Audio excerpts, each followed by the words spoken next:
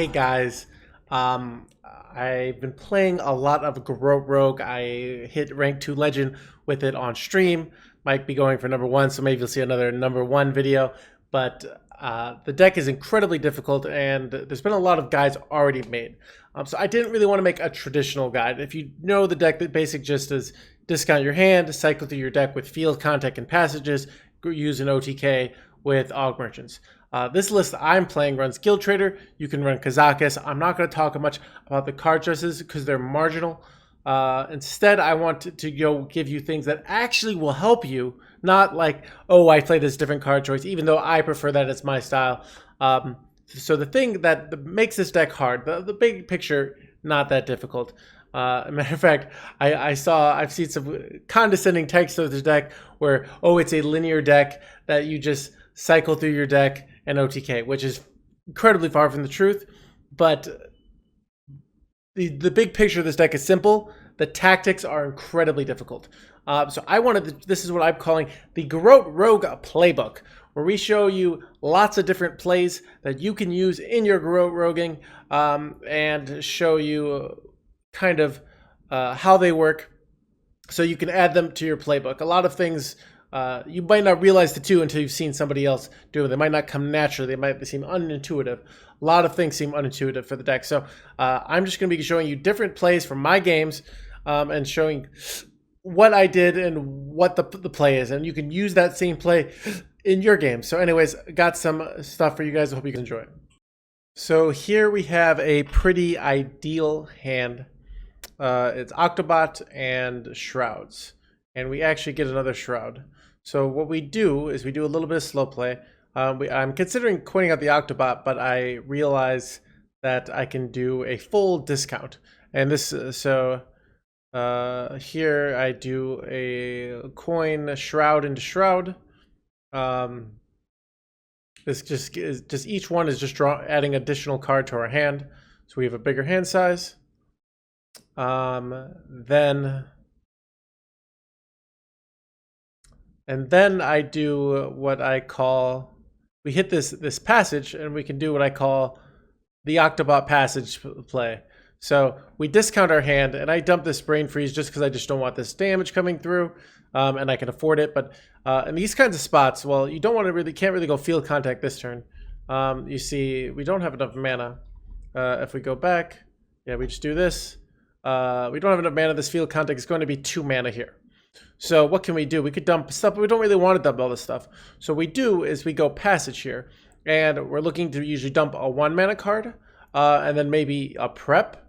And ideally in these spots, we hit a Shadow Step. Then we can Shadow Step the Octobot and get the discounts all over again, while also removing a card from our hand. Once again, we could discount the Octobot while getting it all over again. So we do this, and we do the passage,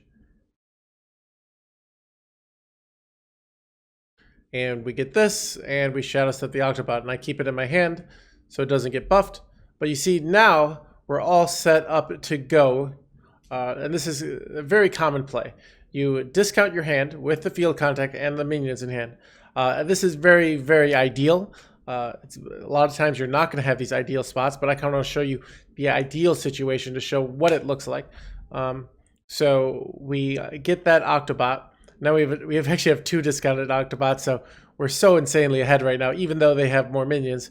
And we've got the field contact, and what we could do next turn, and this is the very standard that I'm sure if you played the deck once, you know it. This is the field contact pop-off play, where you play stuff, and you remove their board. And these spots you want to really be using your minions to usually kill. So we do this, and then what we do here, since we have the 0/1, is we draw cards you see here with the 0 mana minions, and then we play the 0 mana Octobot, and we discount our hand again, and we can keep going, which is great. And this time I decided, like, I don't have to do everything here, and my board's already getting full. So I get this, and bam. So I'm not going, so I could have gone for more here if I hadn't used the 2 mana spell there. But what I'm going for here what I'm going for here is just stabilizing the board. This isn't maybe an OTK class or board close to this, really good control tools. So the winning board is good enough, but we also have the OTK coming. But you can see we have everything ready to even go for a lethal potentially next turn. It's going to be a little tough. I don't remember if I quite got it, but the reality is we've got a discounted Octobot, we've got a field contact, we even have a Shadow Step left in our deck and both Aug Merchants. This is incredibly ideal, but I want to show you the general situation. So we removed this other board, we froze it from a Wand Thief spell, and we're in a good spot now. We could have also just used the 2 mana, but often if you're playing against opponent, and maybe I'll show you a play like this later, when we're not fighting for board, you're actually killing off your own minions. But so yeah, they do this. This is pointless, and I think I end up doing a play that I don't think I quite get lethal. Let's see if I do. So here I'm discounting my own stuff. Maybe I do get lethal. Yeah, I do get lethal. Oh, they didn't let me. So, but you see here, we have 2 Aug Merchants left in our deck, a Garrote and a Prep. So I'm killing off my own minions here with a Penflinger. So this is what I call the Penflinger Kiss of Death, where Penflinger just basically goes around killing your own minions, and that allows you, and then you play a spell so you can get more and more Penflinger hits. But at this kind of spot, we would need to draw 4 cards. Someone would be Aug Merchants, so we wouldn't need those, but those would be 1 mana.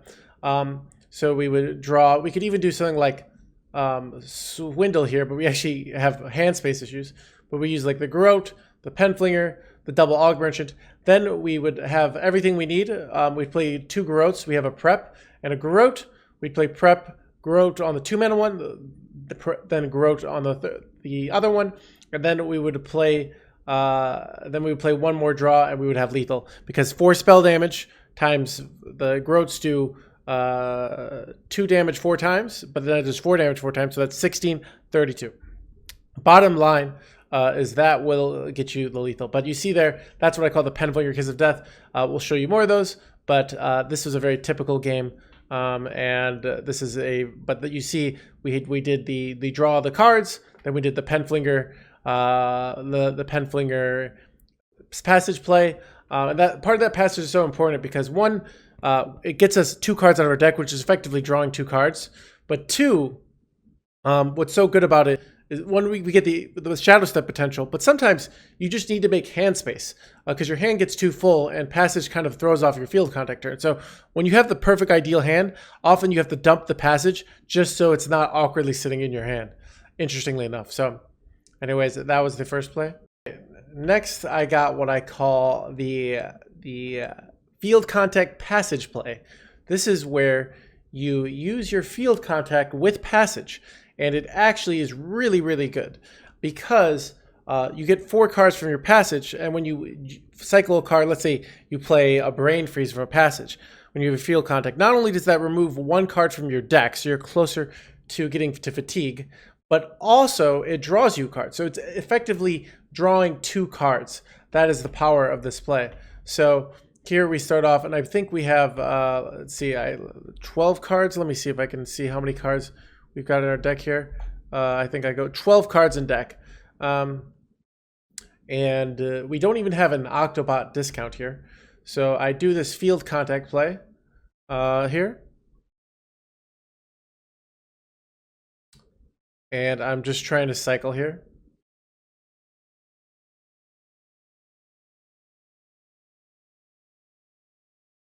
Very normal Aug Merchant on your field contact. And I hit this Prep here. So I decided to go Prep passage. You can see it's very important in these spots that you see how many cards are left in your hand. You have 6 cards left in your hand. What does that mean? That means we will, at the end of it, every card we play adds a card to our hand because of the field contact. So ideally, we want to draw 3 cards. So we go Prep passage here. So first I believe I Brain Freeze my own minion with the passage here. That's drawing 1 card to our hand. I go Augmentation here, drawing 2 cards.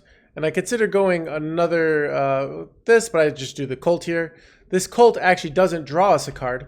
That's very interesting to note. Because we drew the 2 cards effectively to our hand, but the Colt was actually a drawn card, so that's just a cycle. So that draws a card from our deck, but our hand size should be 8 cards now. And you can see it has gone to 8. Because remember, we used 2 cards from the passage, and this is a very good play. You can see, let's see how many it shows you. Looks like I have 1, 2, 3, 4 cards. So we went from 12 cards in deck to 4 cards, an 8-card cycle.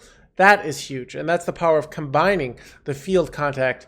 Now, this play usually only works with efficient Octobots or a lot of mana. You can see here we have a lot of mana in our hand, so this play worked very naturally. But this is a very common play that you use, especially when you have a good awareness of your deck. And this play is really good when you don't have a lot of cards in hand. So let's say you have, let's say you get glided and you happen to have field contact plus passage in your hand. You have like 7 or 8 mana. It's a little bit later in the game. You go field contact plus passage, and all of a sudden you can not only cycle through your deck but have a full hand. So it's a really powerful play to do, especially when you are low on cards. This next play is what I call the Penflinger Kiss of Death. So you can see here, you don't know this, but we got glided, so we're very low on cards. It's been very frustrating, but we have a field contact and a Wand Thief discounted and ready to go. But the problem is we have no cards, so if we're just cycling 1 card per time, it's kind of bad news. But so I go for it anyways, and we hit the Penflinger. And what's so good about this is Penflinger can be played multiple times for multiple draws. So what I do here is I Penflinger here. That costs 1 mana. Then I get a prep. We get to go Penflinger again. So that's another draw without costing any cards from our hand. Now we do the Swindle here. That draws us 3. And we hit the Shadow Step. So now we can Penflinger this field contact, Shadow Step it back to our hand, and bam! Look at that. We just drew so many cards. We went from 2 cards to 6 to 1, 2, 3, 4, 5, 6, 7 cards in hand. That's really nice, and now we could do another field contact play. So this is a play you should be looking for, the Penflinger dance, where you just keep bringing Penflinger back into your hand. Prep goes really well with this. Because the prep doesn't cost anything and it discounts your next spell. So you can see we did that with a Swindle. This is a very common play that's really, really good. So highly recommend you using this play with your field contacts. This next spot I'm playing against a Weapon Rogue. And you can see here I'm getting ready because I have to go very quickly. I'm at 9 health. My opponent has kind of gone all in on the face. And they're just basically assuming I'm not going to be able to kill them next turn. And then they can weapon hit me and go for the win. However, what I have already played 1 Garrote because it's just kind of been a situation where I know I don't need all the damage because I'm going to get a lot of board damage. And it was a thing of just getting rid of some hand space. And I have another Garrote in turn. And I have a spell damage. So my opponent, because he completely neglected board in order to push face. So what I do is I go all in with the expectation of I'm not going to necessarily need to go through my entire deck to get the lethal. So what I do here, and this is another case of the Octobot Do-Si-Do, where we do this, we discount the hand, play the Garrote here, and now we just start cycling. We play our 0 mana cards, and you can see I attack face with all my minions here, but then I start killing off my own minions.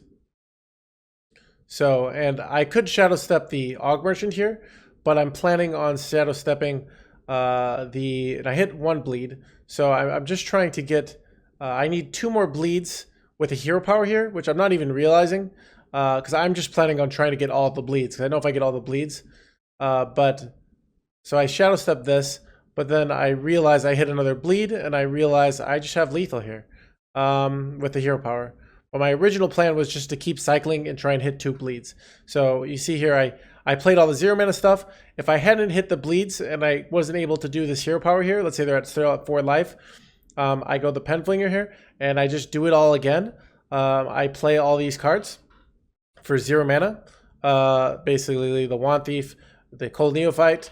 And then at the end, what I do is I go Passage for 0 mana, and I try and hit bleeds there. Because I only need one more, I need 2 more bleeds effectively, and we have the lethal.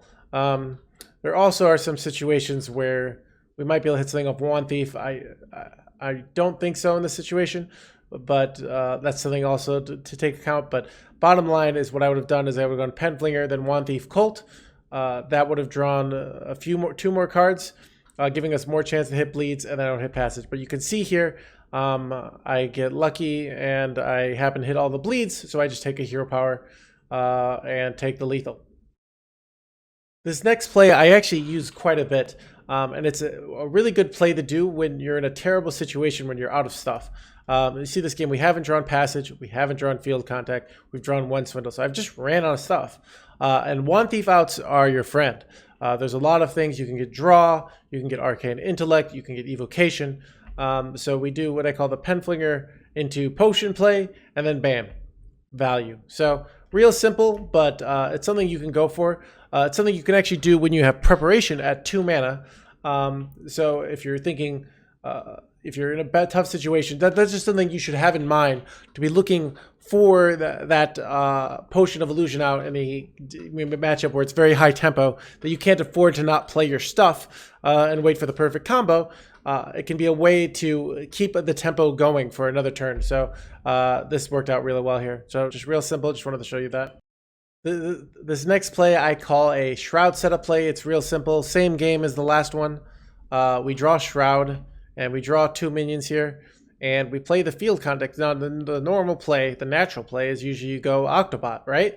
Wrong in this scenario, because we can play Field Contact, and to my knowledge, there's no punish in their deck. Maybe I'm forgetting something. I know in Quest Hunter there is a punish, but in their deck, they have no way to kill the stealth. So this is really good against decks that can't deal with stealth minions, because now we've got a Field Contact ready to go for an easy win next turn if they don't manage to kill us. So a simple play overall. So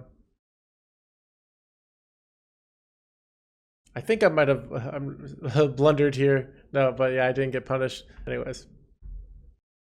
All right, this next one is what I call the max damage OTK. So you can see we're playing against a Control Warrior. Not only do they have 52 armor, but they even have a Bulwark of Azeroth I've been having to deal with.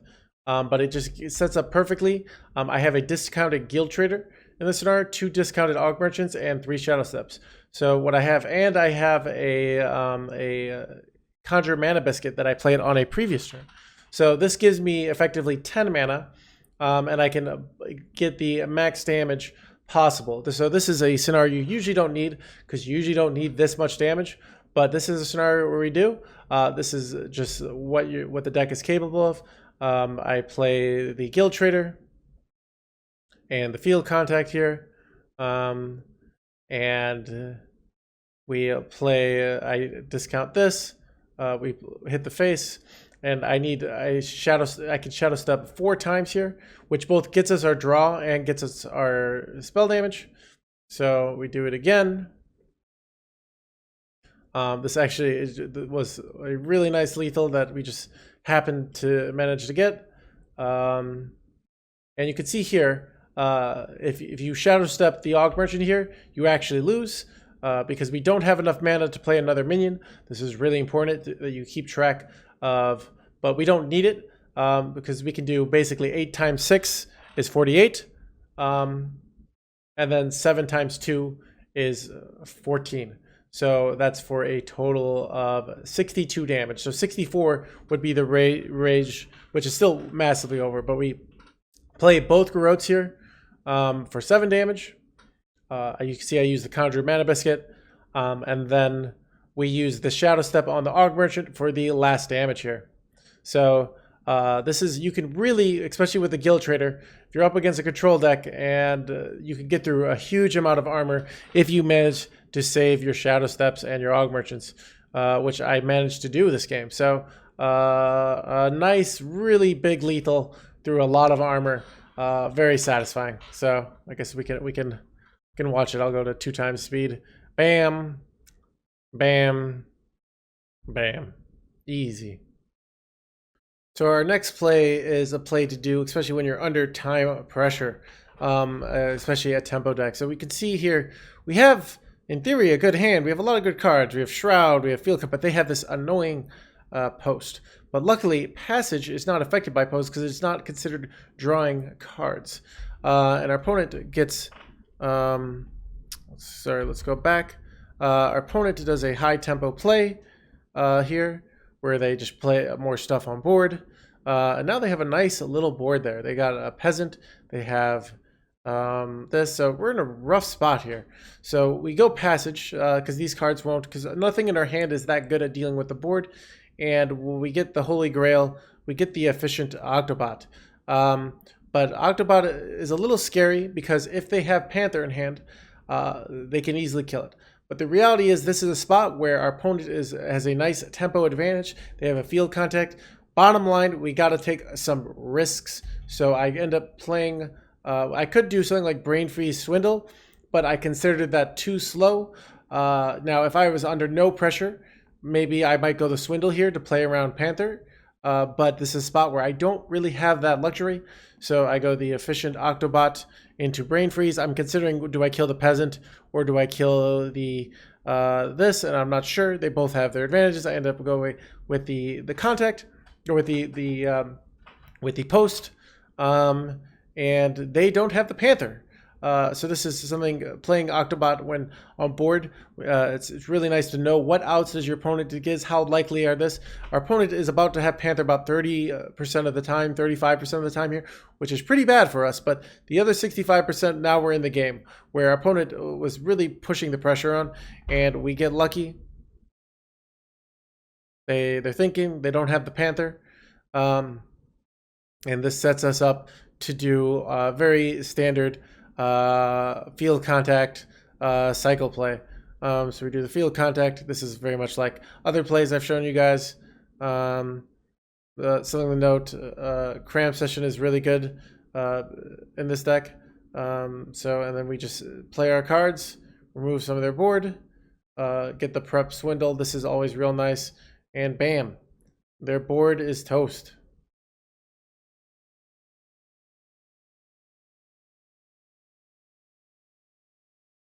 So yeah, right back in the game after them having a huge Passage into Octobot in a high tempo matchup. This play can be great against a Hunter, against an Aggro Shaman, any normal tempo deck, especially when it's maybe they either don't have a way to deal 4 damage, or it's unlikely they're having a way to deal 4 damage, or they have a solid way to deal 4 damage, but they don't always have it, and we need to take some risks. This is a play you should be going for when you already have all the pieces you need. Now, if we hit Octobot plus Shadow Step, you can actually play the Octobot and Shadow Step it back in your hand, but we just hit a naked Octobot there. And it was, I just sort of thought about it, and it was definitely worth the risk. So that's that play.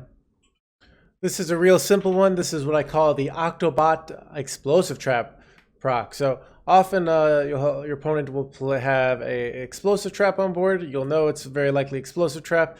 And what you can do, in this scenario, I already have the Octobot on board, but it could be a scenario where I have Octobot in hand, and you can play your Octobot and then go face and use that to proc the explosive trap. So here, I actually don't actually, I take off the Colt Neophyte here with a Shadow Step because I want to play it again and I don't want it to die. So I do that. And then I go face. It could still be Freezing Trap, but it's not. And then I get the discounts and I can play some of these cards a little bit discounted. So nothing fancy, just very normal play. So